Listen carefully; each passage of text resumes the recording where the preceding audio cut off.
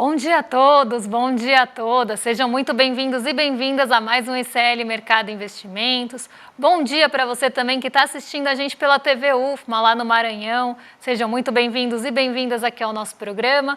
Hoje, terça-feira, dia de divulgações importantíssimas, saíram muitos dados aqui do Brasil e de fora e a gente vai trazer aí para vocês os principais deles. Então a gente vai falar de serviços, vamos falar de OPEP, que saiu o relatório do petróleo, tem levantamento sistemático de produção agrícola, vamos ver como é que está aí a safra de 2024 em relação a 2023, vamos ver aí como é que está também a distribuição dessa área plantada. Tem um monte de assuntos aí para falar com vocês, porque também saiu a ata do Copom hoje. Então, dia de agenda cheia. Se ontem estava esvaziada, hoje não está mais. Mas antes de tudo isso, André, bom dia, como você está? Bom dia, Débora. Bom dia a todos os nossos telespectadores. Um bom dia especial ao pessoal de São Luís, no Maranhão e região que está vendo a gente pela TV UFMA. Saiu o setor de serviços hoje, tem a ata do Copom, saiu o levantamento agrícola. Vamos ver aí o que esperar aí para a nossa agricultura durante esse ano. Tem muito assunto hoje, tem bastante coisa, então não vamos perder muito tempo não, então a gente já vem aqui agora para falar aí da nossa agenda, né, Débora? Então o que a gente pode esperar aí no dia de hoje? Hoje temos balanços aí que foram divulgados antes da abertura, então a gente ainda está nessa temporada de resultados corporativos, então o que saiu aí já pela manhã? Bradespar, Gol e Home Depot nos Estados Unidos. Saiu também os dados de inflação da Alemanha, então a inflação ao consumidor, CPI de abril da Alemanha, e no Reino Unido, ali o economista-chefe do Banco da Inglaterra discursou em um evento às 4h30 da manhã, horário aqui do Brasil. Também saíram os índices de expectativas econômicas de abril da Alemanha. Então ali a Europa e zona do euro de uma forma geral tendo ali bastantes divulgações também ali de alguns resultados e alguns arranjos que estão ali sendo feitos entre empresas, principalmente ligadas à mineração e siderurgia, na verdade mais siderurgia ali na zona do euro, também impactando bastante as bolsas europeias nessa manhã. Às 8 horas da manhã saiu a ata do Copom, a gente vai trazer aí os detalhes dessa ata, o que defenderam ali cada um dos lados da ata do Copom, quais foram as justificativas, e o mercado está bem ansioso por isso, para ver quais foram as justificativas de quem defendeu o corte de meio ponto, e a gente vai contar para vocês justamente isso. Saiu às 9 horas a pesquisa mensal de serviços de março, a gente também vai trazer aí os dados para vocês, e saíram também os levantamentos da safra de grãos 2023 e 2024, dado também que a gente vai trazer. Saiu no Departamento de Trabalho dos Estados Unidos hoje, preços ao produtor e núcleo, então um dado também bastante aguardado, embora a gente tenha uma expectativa muito grande pelo dado de amanhã, que é o CPI, que é o Índice de Preços ao Consumidor. Hoje já saíram os dados aí de preços ao produtor nos Estados Unidos, já adianto que ficou levemente acima do esperado. A diretora do Fed, Lisa Cook, vai participar de um evento hoje, também ali fica no radar justamente para trazer alguma sinalização em relação à redução ou não das taxas de juros dos Estados Unidos. Então a gente ainda tem essa centralidade aí nesses discursos. A gente também vai ter hoje algo que é bastante aguardado e está acontecendo agora, na verdade, o discurso do Jerome Powell, que é o presidente do Banco Central dos Estados Unidos, em um encontro na Holanda. Então a gente tem uma centralidade bem grande ainda nessas discussões em relação à política monetária dos Estados Unidos, porque eles estão sinalizando por lá que talvez o corte aí não venha tão cedo ou na magnitude que se esperava. Então, a fala aí do Jerome Powell é muito esperada hoje, embora a gente tenha também dirigentes do Banco Central Europeu no mesmo evento. O pessoal está olhando muito aí para o Jerome Powell. A gente tem na Argentina hoje, no fim do dia, a inflação ao consumidor, CPI de abril, e aqui no Brasil, depois do fechamento, balanço da Banrisul. Vamos então, hoje a gente nem vai falar. Temos mais balanços aí. Tem mais balanço ainda? Vamos lá, agora já finzinho aqui. Tem JBS, tem Nubank, hoje também divulgando balanço depois do fechamento. OPEP, que divulgou já, está aqui ao longo do dia, mas já divulgou relatório mensal de petróleo, a gente vai trazer dados para vocês. E também tem ali uma reunião acontecendo na Bélgica ainda, aquela mesma reunião do Conselho de Assuntos Econômicos, onde vai participar aí o vice-presidente do Banco Central Europeu. Agora terminou a agenda. Estava extensa. Estava bem extensa, né? Tanto por isso que a gente hoje nem vai fazer aquele giro pelo mundo, até porque mercados asiáticos não trouxeram nenhuma novidade, nem nada. Então a gente já vai para o Brasilzão agora, vamos falar aí da pesquisa do setor de serviços, que teve uma alta de 0,4% em relação ao mês anterior. A gente estava vindo de uma queda de 0,9%. A gente estava em 3 altas consecutivas, teve a queda em fevereiro e voltamos a crescer agora no mês de março, né? Então, esse aí é um dado importante justamente porque deve ter um grande dinamismo o setor de serviços aí para a nossa economia nesse momento. Eu coloquei aqui uma tabelinha para vocês entenderem aqui o que impulsionou e o que atrapalhou, vamos dizer assim, a alta do setor de serviços aí nesse mês. A gente tem então que subiu 0,4%, mas a gente teve alta expressiva em 2 pontos, principalmente. Alojamento e alimentação, que é hotéis, bares e restaurantes. Então, o brasileiro foi procurar aí bastante atividade de lazer aí nesse mês de março. A gente viu aí que o comércio ficou estagnado nesse mês, então o brasileiro usou o seu excedente de renda dessa vez aí para se divertir um pouco, ir num restaurante diferente, tomar uma cerveja no barzinho.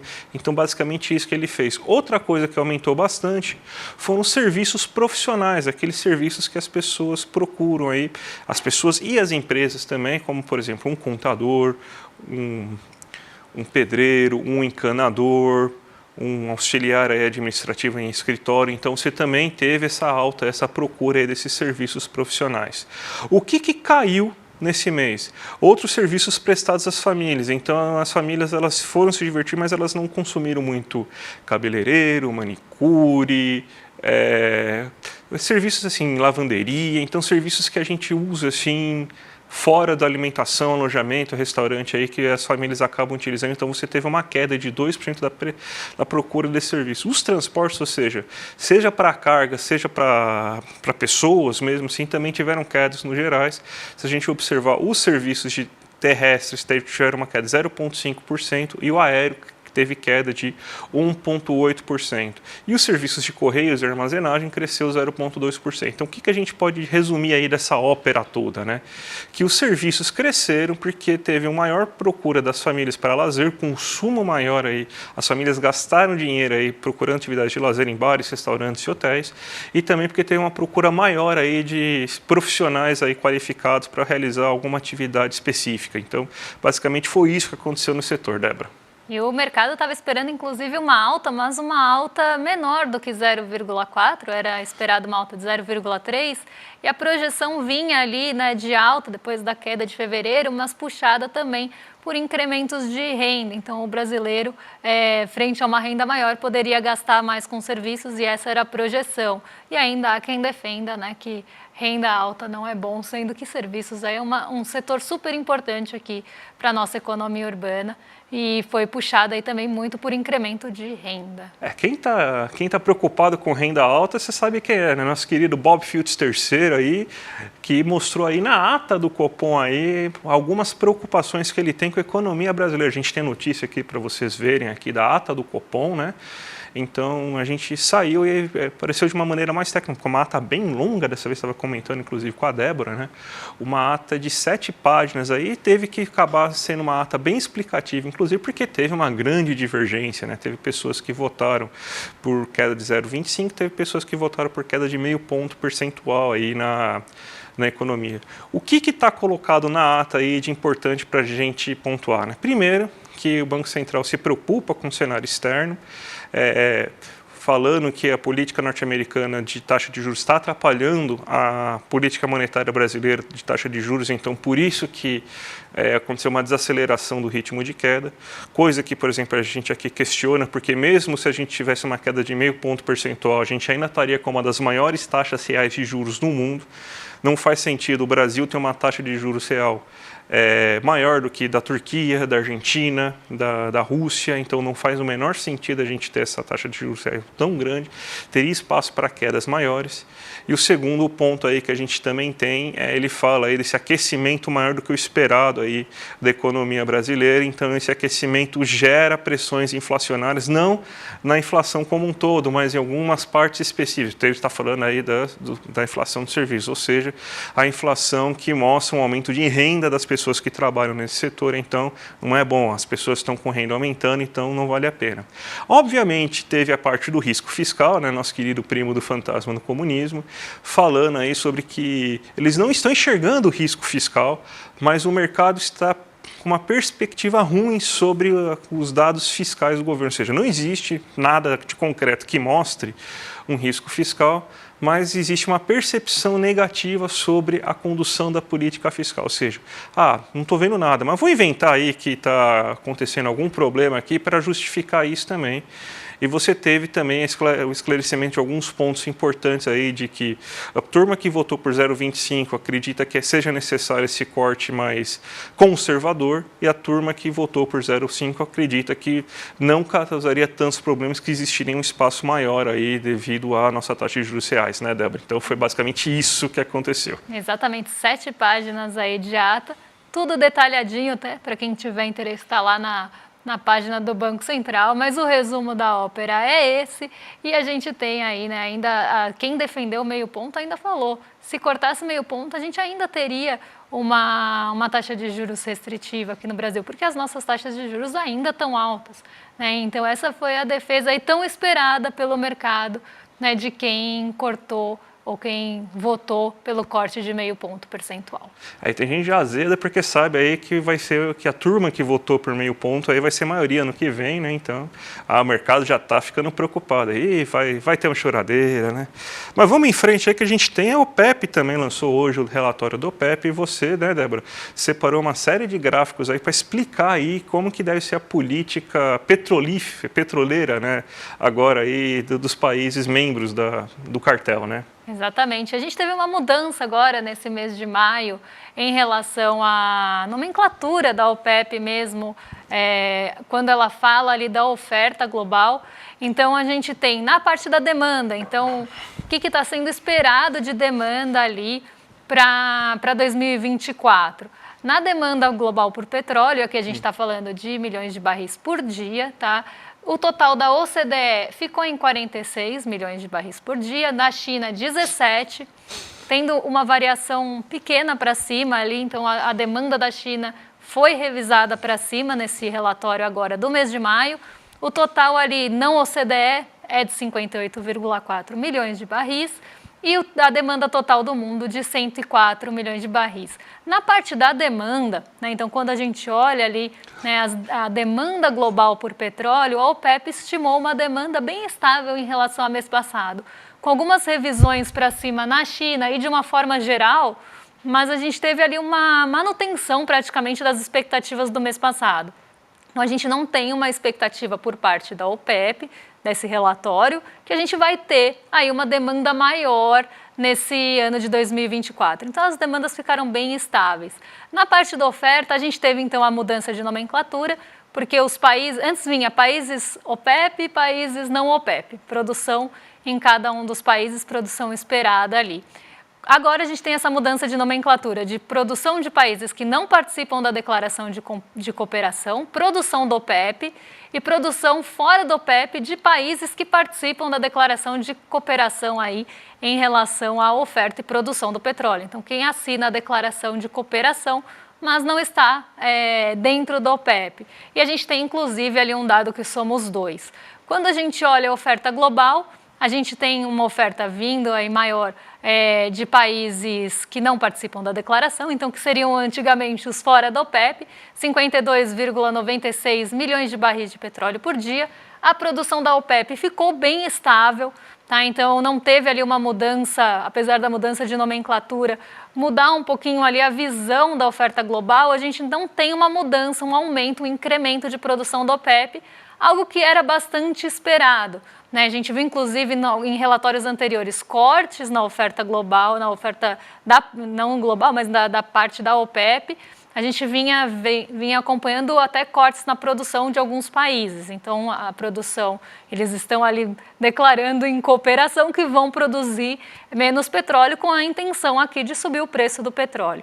Mas nesse mês a gente teve uma estabilidade ali muito aparente também na produção da OPEP, e agora a gente tem a produção fora da OPEP de países que participam da declaração de cooperação na produção de petróleo, e isso a gente não tinha no anterior para comparar, mas a gente tem aí 14,44 milhões de barris por dia. Os dois somam aí cerca de 41 milhões de barris por dia, então a gente tem uma oferta bastante estável também, né? O que a gente vinha até acompanhando em relatórios anteriores era aumento da demanda e corte por parte do OPEP e aumento só da produção fora do OPEP.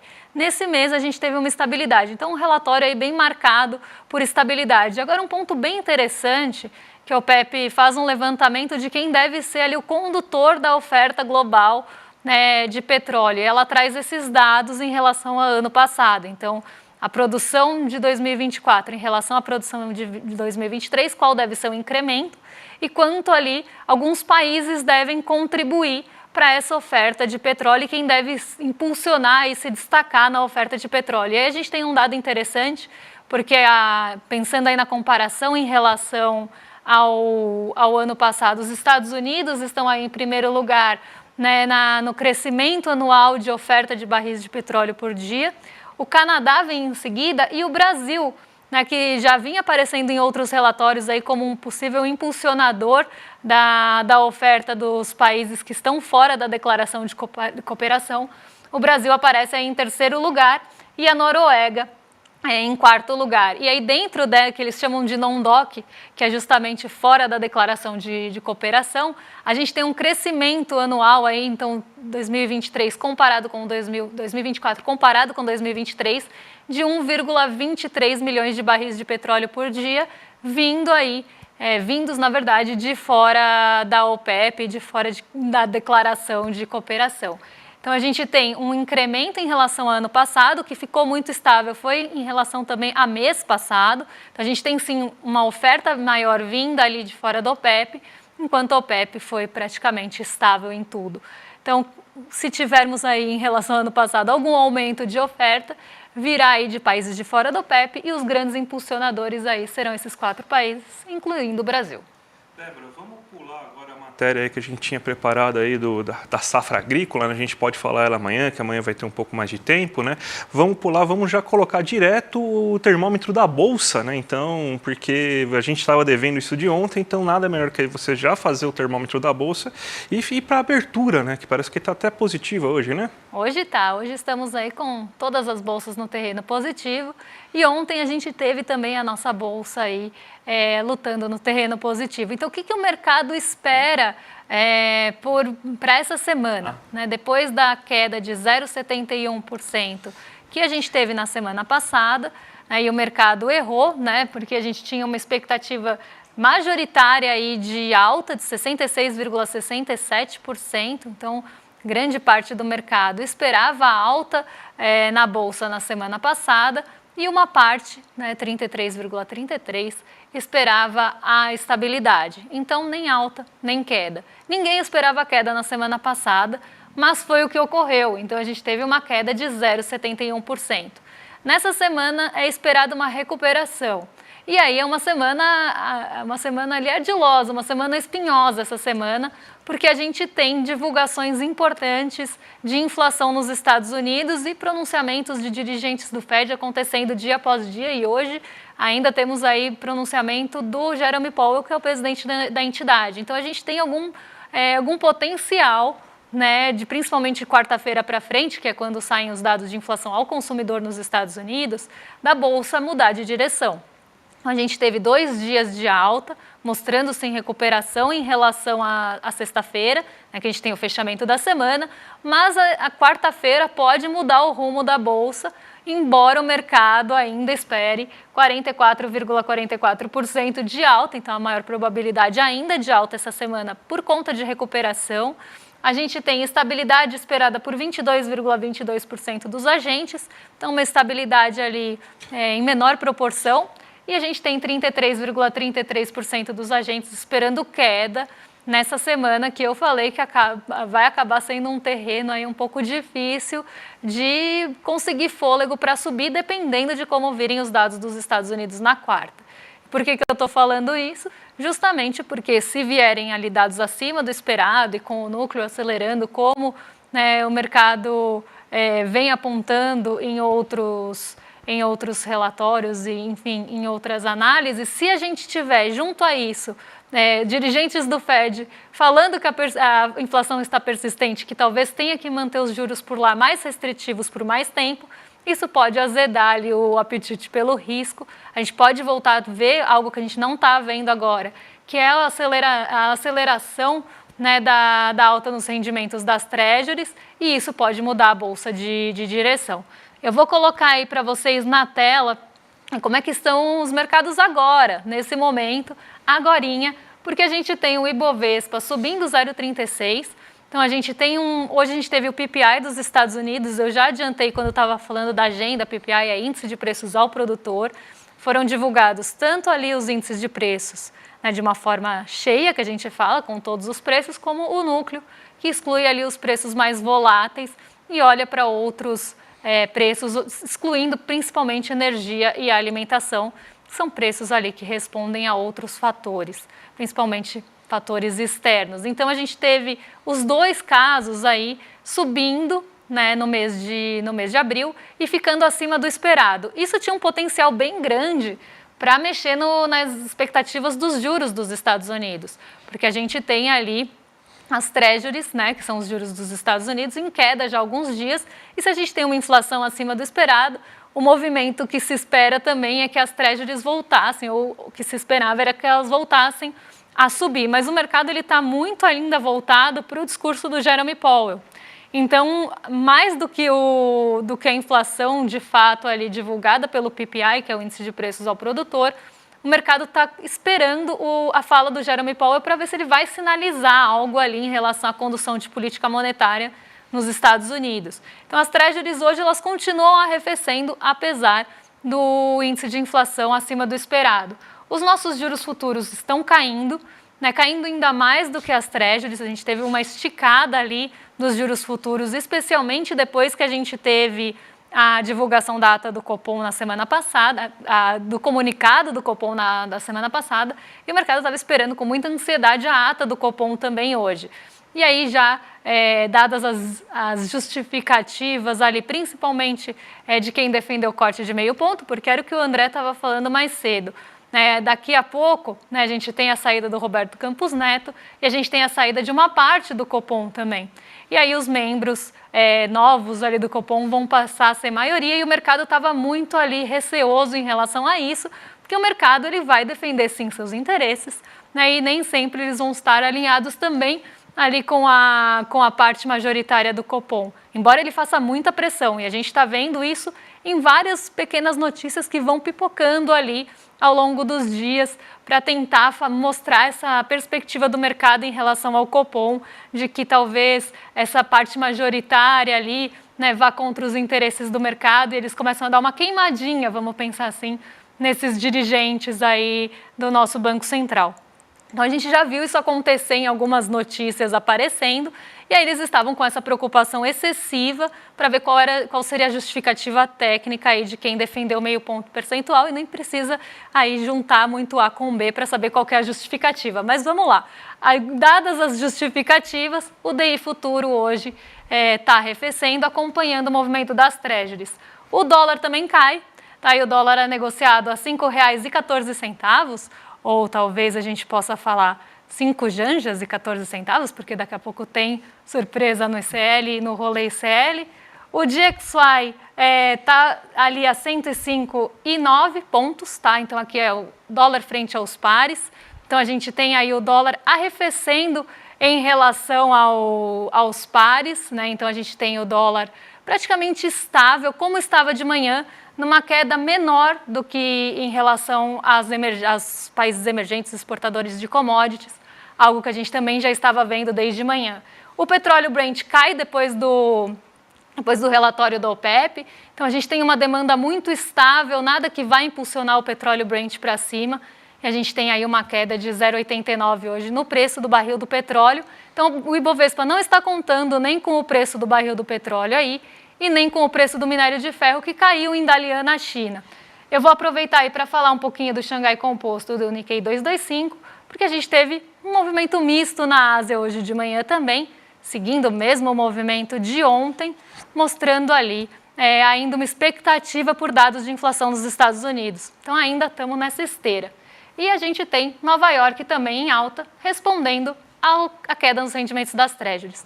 Então hoje um dia de bolsas em alta, dólar majoritariamente em queda frente a pares e real, e a gente tem também bolsas asiáticas na mesma movimentação de ontem. Parece dia da marmota, mas não é.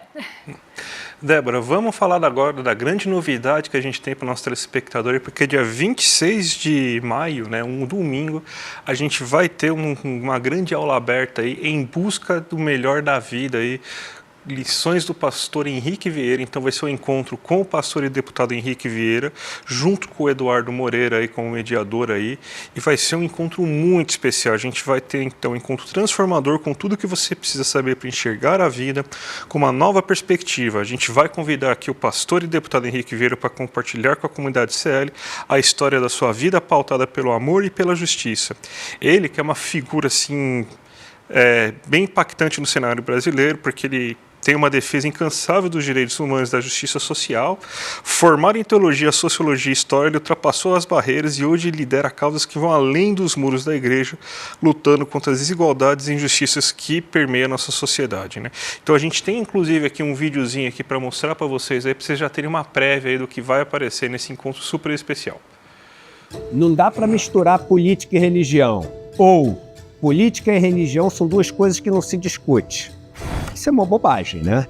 A gente vive num país que tem maioria católica e evangélica. Se você somar os dois grupos, você tem aí mais de 80% da população e sempre essa discussão vai existir.